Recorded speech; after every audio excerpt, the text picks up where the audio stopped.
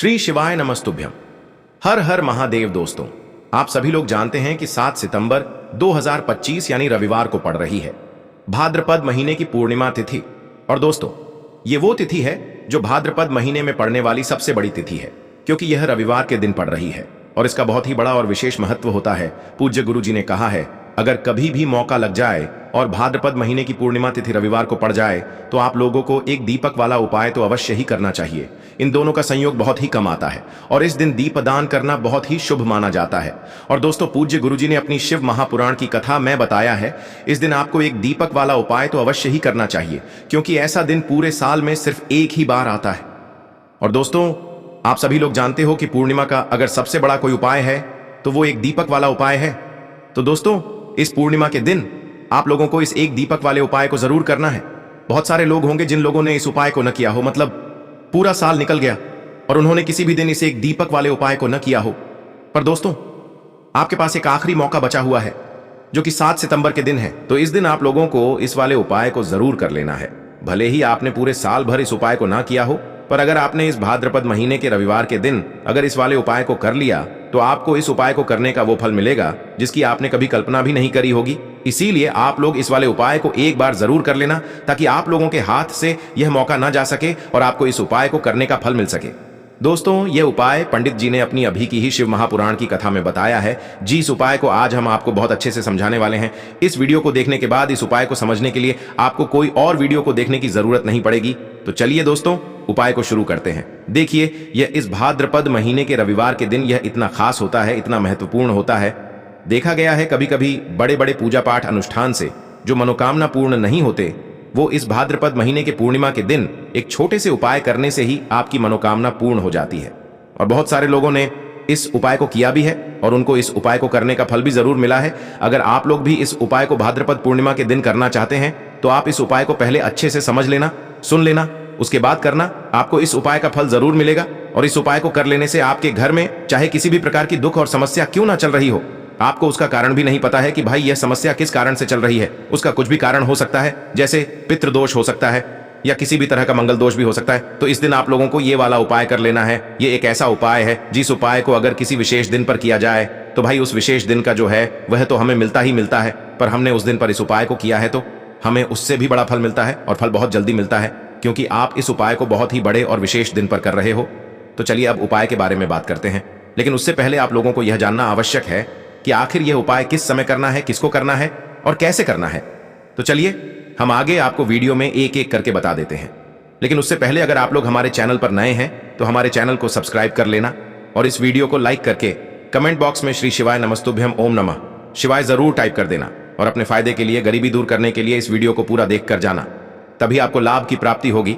यदि आज आपने वीडियो को बीच बीच में से देखा, काट काट कर देखा, तो आपको जीवन में कभी सफलता हासिल भी नहीं होगी। तो दोस्तों, इस एक दीपक और हल्दी वाले उपाय को हमें इस पूर्णिमा के दिन कैसे करना है, किसको करना है, किस समय करना है और कहां पर करना है, ये सारे सवालों के जवाब आपको इस वीडियो में मिल जाएंगे। और जो ये वीडियो देखेगा भाई, उसको एक चुटकी हल्दी वाला उपाय जरूर करना चाहिए, क्योंकि इस दिन दीपक का भी बहुत ही बड़ा और विशेष महत्व होता है। और जब बात आ जाए एक दीपक की, तो ये सोने पे सुहागा वाली बात हो जाती है और ये एक बहुत ही बड़ा उपाय हो जाता है इस पूर्णिमा तिथि। अब हम समझते हैं इस वाले उपाय को हमें करना किस समय है, इस एक दीपक वाले उपाय को हमें इस पूर्णिमा के दिन करना किस समय है। तो देखिए, इस उपाय को करने का जो समय है वह सुबह का समय है और शाम का समय भी है। अब देखिए, यहां पर हम मुख्य रूप से सुबह का समय नहीं बोलेंगे, क्योंकि 7 सितंबर रविवार पूर्णिमा का दिन है और इस दिन प्रदोष काल के समय का बहुत महत्व होता है। बाकी अगर सुबह के समय भी करेंगे तो भी अच्छा होगा, उसमें कोई भी दिक्कत वाली बात नहीं है। तो चलिए जानते हैं इस विशेष उपाय के बारे में। लेकिन उससे पहले एक प्रार्थना, अगर आप इस चैनल पर नए हैं तो आप इस वीडियो को लाइक करें, चैनल को सब्सक्राइब करें और कमेंट बॉक्स में आप अपनी राशि या अपना नाम जरूर डाल दें, क्योंकि हम राशि से जुड़ा भाग्य भी बताते हैं और भाग्य में चल रही परेशानियों को दूर करने के लिए वह आसान से आसान उपाय भी बताते हैं। तो चलिए अब हम अपने सबसे पहले उपाय की बात कर लेते हैं। देखिए, भादो मास के दिनों में विशेषकर भगवान शिव और माता पार्वती और विष्णु भगवान का पूजन किया जाता है।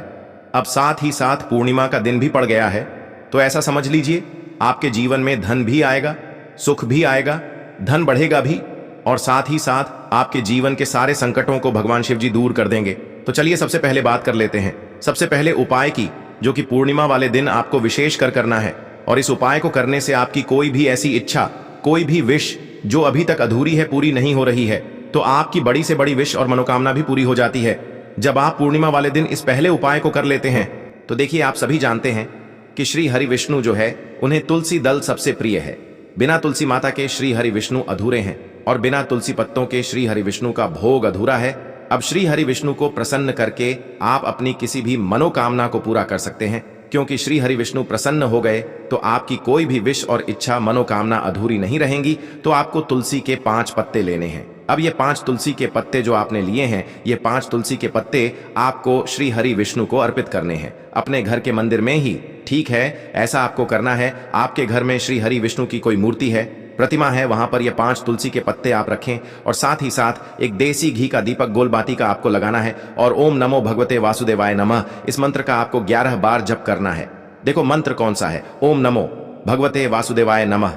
और फिर श्री हरि विष्णु से अपनी विश, अपनी इच्छा, अपनी मनोकामना कह देना और फिर देखना आपकी विश और इच्छा, जो भी आपकी मनोकामना है, जो भी अपने जीवन में आपको चाहिए। अगर निर्धनता बहुत है, आप अपने घर से गरीबी को दूर करना चाहते हैं, या फिर धन आपका बढ़ता नहीं है, आप चाहते हैं कि आपका धन बढ़े, या फिर आपके घर में फिजूल खर्ची बहुत होती है, पैसा आपके पास नहीं रुकता है, आप चाहते हैं कि पैसा आपके पास रुके, या फिर घर में कोई व्यक्ति ऐसा है जो बहुत बीमार रहता है, या फिर किसी का विवाह नहीं हो पा रहा है, तो जो भी आपकी इच्छा है, जो भी आपके विश है, बस एक बार श्री हरि विष्णु से कह देना। इस दिन है, साथ ही साथ साल का सबसे बड़ा दिन है। यह दिन इतना उत्तम है कि जो आप श्री हरि विष्णु से मांग लेंगे, जो उनसे कह देंगे, वह आपकी विश, आपकी मनोकामना को बहुत जल्दी पूरा कर देंगे। तो यह पहला उपाय है। चलिए बात करते हैं दूसरे उपाय की। यदि आपके जीवन में आर्थिक संकट बहुत अधिक हो रहे हैं, धन की समस्या लगातार जीवन में बनी हुई है, एक एक रुपयों को प्राप्त करने के लिए आपको बहुत अधिक मेहनत कर रहे हैं, तो आज रात्रि में सोने से पहले आपको हो यह एक चमत्कारी दीपक का उपाय अवश्य करना है। या फिर यदि आपका जो व्यापार है, बिजनेस है, दुकान है, वह अच्छे से नहीं चल पा रही है, तो आज रात्रि में इस विशेष दीपक का उपाय आपको अवश्य करना चाहिए। देखो दोस्तों, दीपक हमारे घर में सभी नकारात्मक शक्ति को बाहर करता है। यह उपाय आपको साल में केवल एक बार करने का ही मौका मिलता है। देखिए, इस उपाय के लिए आपको तुलसी जी की जो सूखी लकड़ी होती है उसे ले लेना है।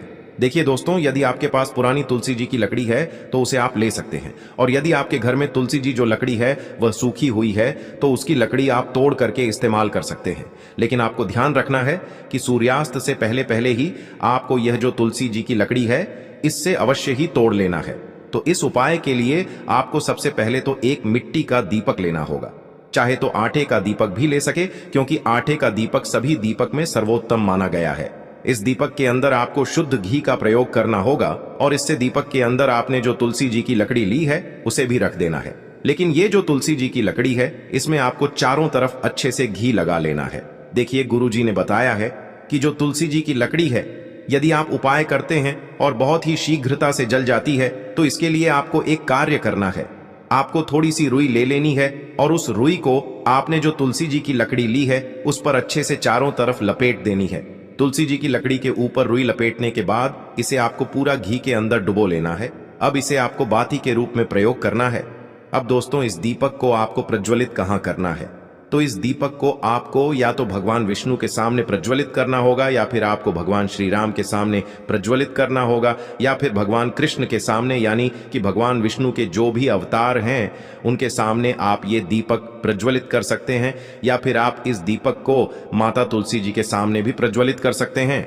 पूज्य गुरु जी ने बताया है कि जो भी व्यक्ति इस प्रकार से तुलसी जी की डंडी से यह दीपदान कर देता है, उसके जीवन में कभी भी धन की समस्या नहीं होती है। इसीलिए आपको यह पूरे साल में केवल एक बार ही मौका मिलता है। इस उपाय को करके देखना, आपकी सभी इच्छाएं जरूर पूर्ण होंगी। यह जो उपाय है रात्रि में सोने से पहले करना है। बात करते हैं, अब बताते हैं तुलसी के गमले में आपको वह कौन सी चीज डालनी है जिस उपाय को करने से आप अपने जीवन में महाधनी बन जाएंगे। इतना धन आपको मिलेगा कि कभी भी आपके धन में कमी नहीं आएगी, कभी भी आपका धन बर्बाद नहीं होगा। आपके पैसे की बर्बादी बिल्कुल आपके जीवन से रुक जाएगी। और जो लोग कहते हैं कि घर में पैसा तो आता है, पैसा रुकता नहीं है और पैसा बढ़ता नहीं है, वृद्धि नहीं हो रही है, उन्हें भी विशेष यह तीसरा उपाय पूर्णिमा वाले दिन जरूर करना चाहिए। तो देखिए, पहले ही आपको बता दिया कि श्री हरि विष्णु की पूजा और उनका भोग श्री मतलब तुलसी मैया के बिना अधूरा है ना? और तुलसी मैया जो है वह श्री हरि विष्णु के बिना अधूरी है। तो देखिए, जब भी आप तुलसी का कोई उपाय करेंगे तो सीधे सीधे आप श्री हरि विष्णु को प्रसन्न कर लेते हैं। अब व्यक्ति को, यानी जो भी व्यक्ति है, किस व्यक्ति को कितना धन देना है, यह श्री हरि विष्णु के हाथ में होता है। धन देने का काम माँ लक्ष्मी करती है, जो कि माँ तुलसी का ही एक रूप है। माँ तुलसी जो है ये माता लक्ष्मी का ही स्वरूप है ना। तो आपको करना क्या है, आपको लेनी है यहां पर हल्दी पिसी हुई, जो कि श्री हरि विष्णु से जुड़ी हुई है, आपके गुरु गृह से जुड़ी हुई है, आपकी कुंडली में गुरु को मजबूत करती है, सुख सौभाग्य को खींचने का काम करती है, धन को बढ़ाने का काम करती है। तो एक चुटकी पिसी हुई हल्दी आपको लेनी है, और यह पिसी हुई सूखी हल्दी ही आपको अपने गमले में, तुलसी का पौधा जिस गमले में लगा है उसमें अच्छे से इस हल्दी को डालना है, ठीक है ना। और ओम नमो भगवते वासुदेवाय नमः इस मंत्र का जाप करना है। कितनी बार? कम से कम 11 बार जाप करना है। ओम नमो भगवते वासुदेवाय नमः इस मंत्र का जाप करते रहना है। और हल्के हल्के से तुलसी के पौधे में आपको पूरे गमले में पीसी हुई हल्दी का छिड़काव करना है। तो देखिए, जो व्यक्ति इस उपाय को पूर्णिमा के दिन कर लेता है, ऐसा समझ लीजिए अपने जीवन से नहीं आने वाली 7 पीढ़ियों के जीवन से निर्धनता और गरीबी को दूर कर देता है। क्योंकि हल्दी जो है ना, यह साधारण नहीं है। हल्दी इतनी उत्तम होती है कि रातों रात आपके जीवन में चमत्कार करती है। आपने देखा होगा कि कोई भी शादी होती है, विवाह होता है ना, कोई भी ऐसा शुभ काम हम करते हैं उसमें हल्दी जरूर लेते हैं। गृह प्रवेश जब हम करते हैं तो हल्दी के स्वास्तिक का निर्माण करते हैं। कोई भी अच्छा काम करने जा रहे हैं, हल्दी उसमें लेते हैं। और हल्दी जो है ये आपके गुरु ग्रह को मजबूत कर देती है। अगर कुंडली में गुरु कहीं ना कहीं मजबूत है तो इससे उत्तम उपाय आपको, ऐसा समझिए, पूर्णिमा का मिलेगा नहीं। बहुत ही उत्तम उपाय है, तुलसी के गमले में एक चुटकी पीसी हुई हल्दी डालना है। तो यह बहुत ही उत्तम उपाय है, इस उपाय को आप जरूर करें पूर्णिमा वाले दिन, और साल का सबसे बड़ा यह दिन है। तो इस उपाय को करने से श्री हरि विष्णु और महादेव आपसे न केवल प्रसन्न होते हैं, आपसे इतना प्रसन्न हो जाते हैं कि जीवन में कभी आपके गरीबी और निर्धनता को नहीं आने देते हैं। तो चलिए अब बात कर लेते हैं अपने तीसरे उपाय की, जो कि मुख्य द्वार से जुड़ा हुआ है। और यह उपाय है स्थिर लक्ष्मी के वास के लिए। ऐसा पैसा आपके घर में आएगा जो आपके घर में ही रुकेगा। ऐसा पैसा कभी आपके घर में नहीं आएगा जो आपके घर से जाएगा, और विशेषकर फिजूल खर्ची में जाएगा।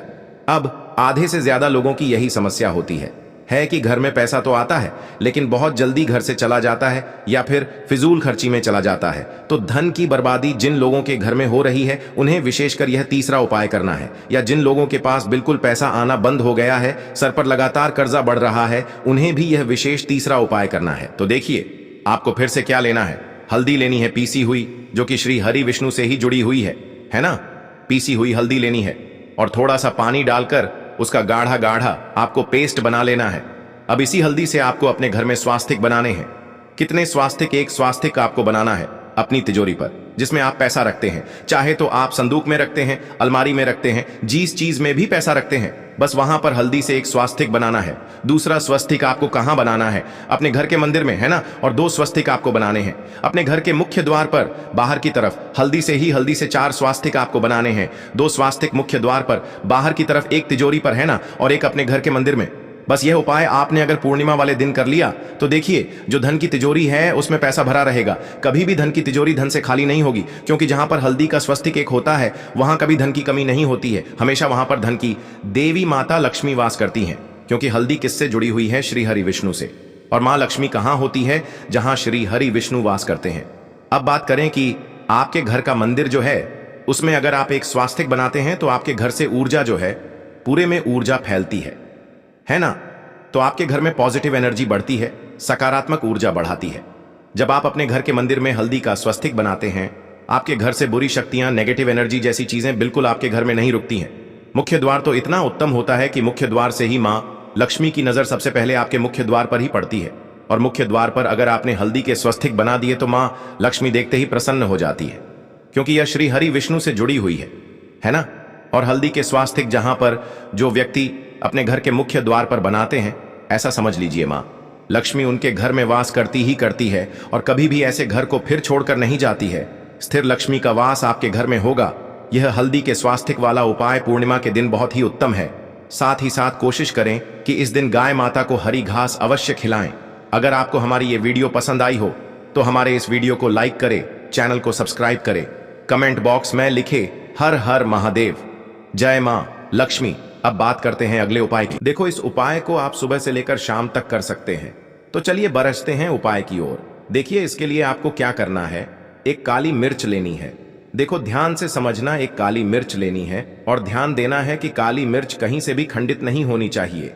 फिर इसके बाद आपको लेना है एक गोल बाती का दीपक। देखिए, दीपक आप चाहे तो माटी का ले ले, और यदि आपके पास माटी का दीपक नहीं है तो आप यह दीपक शुद्ध आटा लगा करके एक दीपक बना सकते हैं। बस आपको ध्यान देना है कि उस आटे में आपको नमक या हल्दी का प्रयोग नहीं करना है। ठीक है, तो आप एक बढ़िया सा दीपक बना लें और उस दीपक में गोल बाती लगा करके उस दीपक में आपको घी भरना है। देखो, गाय का शुद्ध घी आपको उस दीपक में भरना है। अब क्या करना है, आपको इन दोनों चीजों को लेकर चले जाना है। बेलपत्र के पेड़ के पास देखिए। देखो, गुरुजी ने अपनी अभी की शिव महापुराण कथा में भी बताया था, जो भी व्यक्ति प्रदोष काल में जो भी एक दीपक प्रज्वलित कर देता है उसके घर पर धन की कमी नहीं हो सकती। देखो, यदि आपके घर के आसपास कहीं बेलपत्र का पेड़ नहीं है या घर से काफी दूर पड़ता है और आप जा नहीं सकते हैं, तो आगे हम ये भी बताएंगे कि कैसे इस उपाय को करना है।